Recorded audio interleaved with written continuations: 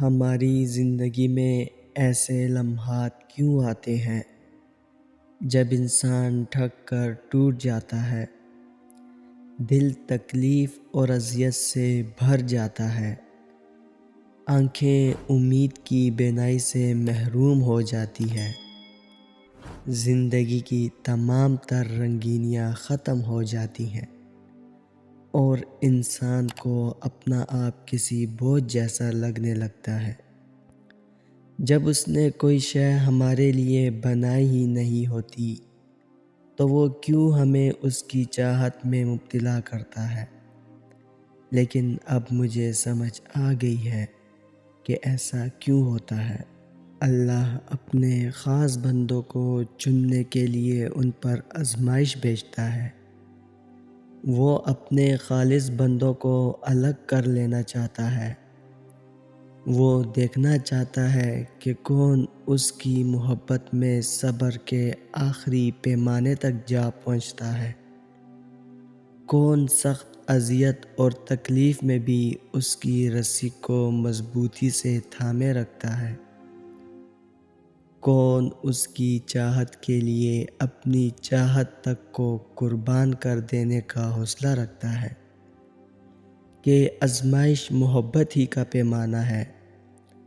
اور پھر جو لوگ اپنے رب کی چاہت کے لیے اپنی چاہت قربان کر دیتے ہیں تو اللہ انہیں ان کی تکلیفوں، اذیتوں اور قربانیوں کے بدلے میں ایسا بہترین صلہ عطا فرماتا ہے کہ انسان ساری زندگی اس کے احسان کی شکر گزاری میں گزار دیتا ہے۔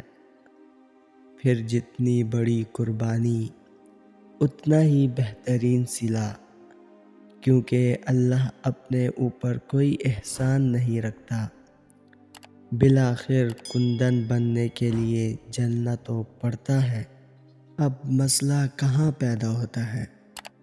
جب ہم اپنے مفروضات سے خود کو باندھ لیتے ہیں، جبکہ حقیقی فیصلہ کن فیکون نے متعارف کروانا ہے۔ یہ تو ہم سب نے سن رکھا ہوگا کہ ہم خدا تعالیٰ سے جیسا گمان رکھیں گے وہ ہمیں ویسا ہی ملے گا، اور سائنسی اعتبار سے بھی ہمارا دماغ جس بات کو تسلیم کر لیتا ہے، ہمارا جسم اس کے مطابق کام میں لگ جاتا ہے، اور ہم سب کہیں نہ کہیں اسی ذات کی ترجمانی کرتے ہیں۔ اسی ترجمان نے قرآن میں ہماری ازل سے ابد تک کی حقیقت کو متعارف کروایا، اور ہزاروں آیات ہماری ہی حقیقت پر بیان ہوئی۔ ایسا دوست اور ایسا مددگار جو ہر وقت، ہر لمحہ، چاہے حالات کیسے بھی ہوں، ہر جگہ تمہارے ساتھ ہے اور کبھی ساتھ نہیں چھوڑتا۔ نیک تو نیک، اگر انسان گنہگار ہو پھر بھی مدد کے لیے تیار ہے۔ وہ ایسا دوست ہے، چاہے کتنی بھی غلطیاں کر لو دھتکارتا نہیں، صرف دو ندامت کے آنسو بہا لو تو سب معاف کر دیتا ہے، ماضی کے تانے بھی نہیں دیتا، نہ اپنے بندوں کو رسوا کرتا ہے، اور ان کو اپنی رحمت کے دامن میں سمیٹ لیتا ہے۔ تو شرط یہ ہے کہ بندے، تو اپنے رب پر ایسا گمان رکھ اور یقین کے ساتھ اس پر ڈٹ جا، میرے رب کی مثل کوئی ہے ہی نہیں، ایسی ہی ذات بھروسے قابل ہے جو ہر لمحہ ہر ایک کی فریاد سن بھی رہا ہے اور ہر ایک کو دیکھ بھی رہا ہے۔ مستقبل کے بارے میں تمہیں خدشات ہو رہے ہیں کہ آگے کیا ہوگا، کیسے ہوگا؟ تم یہ یقین رکھنا کہ آنے والا وقت تو تمہارے ہاتھ میں ہے ہی نہیں۔ کیا حاصل پھر اتنا سوچنے اور پریشان ہونے کا؟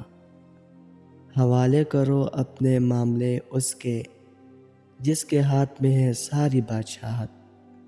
اور تمہاری زندگی کا ہر دور، ہر معاملہ وہ جو کرے گا اس میں تمہارا ہی بھلا ہوگا۔